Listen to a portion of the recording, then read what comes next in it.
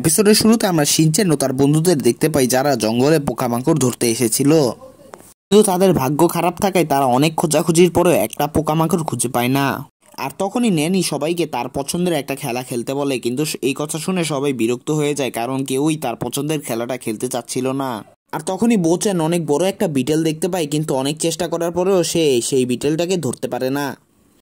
তখন হতাশ হয়ে তারা তাদের বাসার দিকে যাচ্ছিল, তখনই মাসাল দৌড়ে আসে আর সে বলে যে সে বড় একটা বিটেল ধরে ফেলেছে। আর সে বলতে শুরু করে যে এই বিটেলটা ধরতে আমার প্রচুর কষ্ট হয়েছে।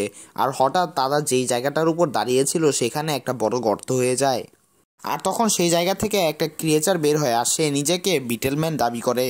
আর সে মাসালকে বলে যে এই বিটেলটাকে তুমি ছেড়ে দাও। সে বলে যে সে এই জঙ্গলের প্রোটেক্টর আর এখানে সব পোকামাকড়ে সে প্রোটেকশন করে। আর সে আরও বলে যে সে এই জায়গাটাকে আরও 100 বছর ধরে প্রোটেকশন দিয়ে আসছে। আর তখন সেই বিটেলম্যানটা শিনচান ও তার বন্ধুদেরকে তার টানেলের ভিতরে আসার জন্য বলে। আর তখন শিনচান ও তার বন্ধুরা সেই বিটেলম্যানের টানেলের ভিতরে এসে পড়ে। আর গাইজ, এখানেই এই এপিসোডটার পার্ট 1 শেষ হয়।